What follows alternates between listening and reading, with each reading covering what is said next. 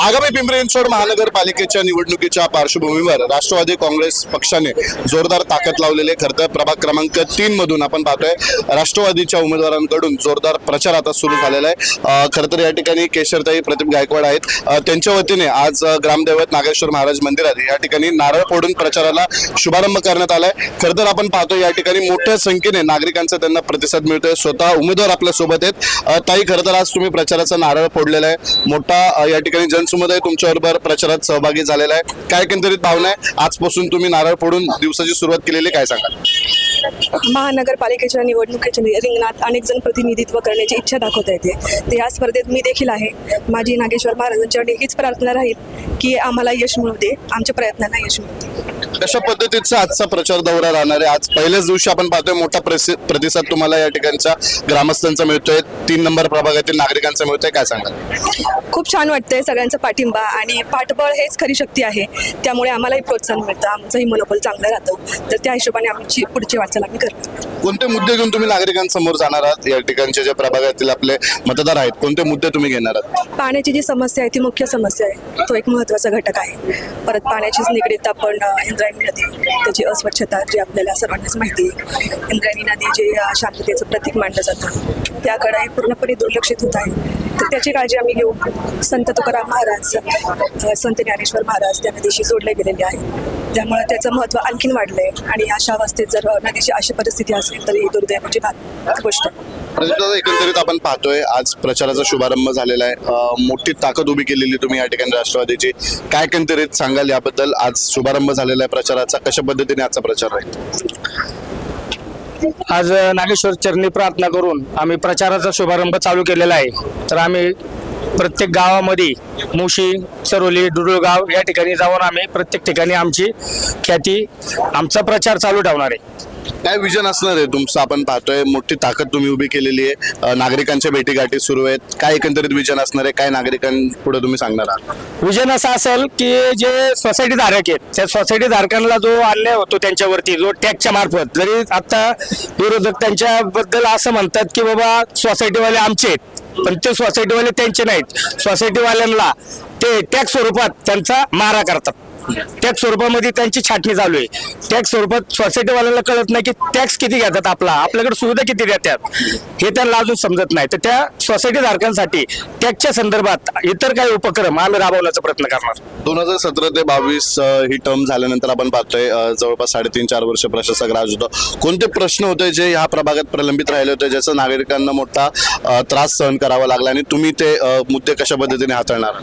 पहिली गोष्ट, आमच्या इथं मोठी कचऱ्याची समस्या सगळ्यात मोठी आहे। कचरा डक्ट आमच्या जवळच आहे।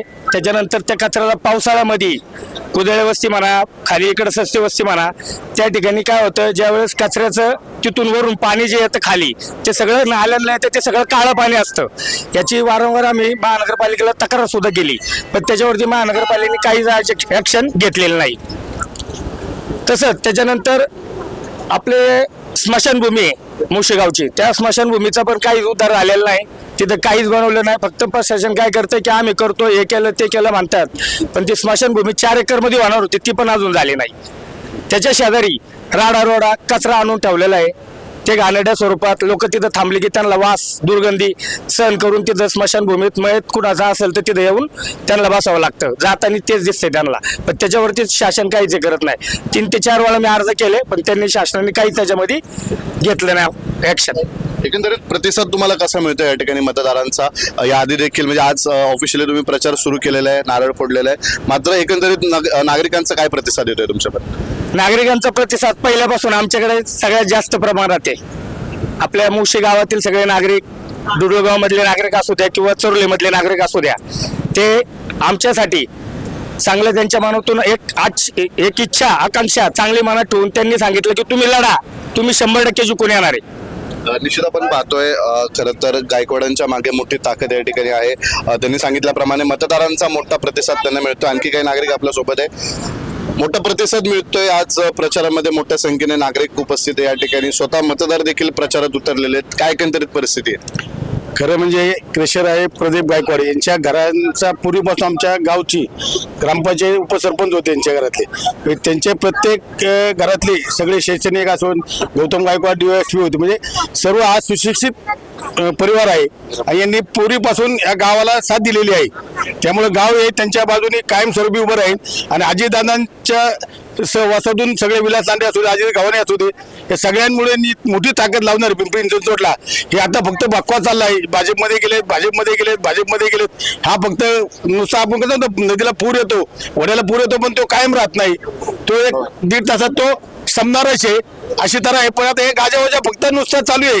BJP प्रवेश, पण आम्ही एक पण ठरवले, राष्ट्रवादीच.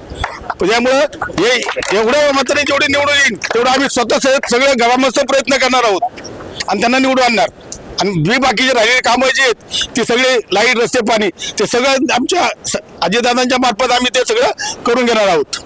जसं त्यांनी सांगितलं की मागच्या टर्ममध्ये अनेक प्रश्न प्रलंबित राहिले होते, ते प्रश्न घेऊन ते पुन्हा एकदा नागरिकांसमोर येणार आहेत. त्याच्यावर काय तोडगा निघेल याच्यावर त्यांचा प्रयत्न असणार आहे. एकंदरीत कशी ताकद आहे आपली राष्ट्रवादीची ह्या प्रभागामध्ये, कशा पद्धतीने ताकद आहे? नाही, राष्ट्रवादी तर पूर्णपणे ताकद आहे.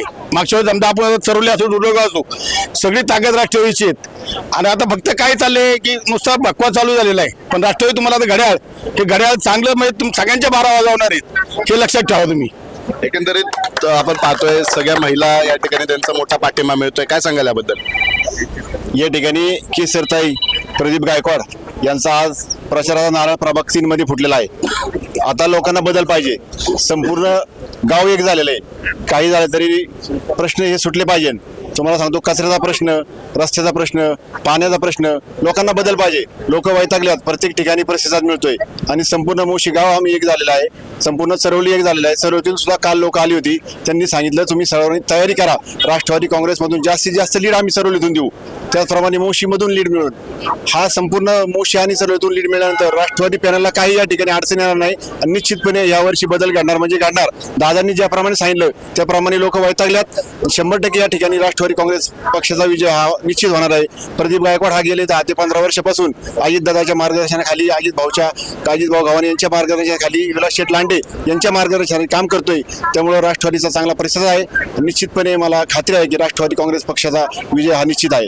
निश्चित आपण पाहतोय प्रभाग क्रमांक 3 मधून केशरताई प्रदीप गायकवाड यांच्या वतीने आज प्रचाराला सुरुवात झालेली आहे. खरं तर आता ग्रामदैवत नागेश्वर महाराज मंदिर या ठिकाणी नारळ फोडून प्रचाराला सुरुवात केलेली आहे. आपण वेळोवेळी या प्रचाराचा आढावा तुमच्यापर्यंत पोहोचत राहणार आहोत.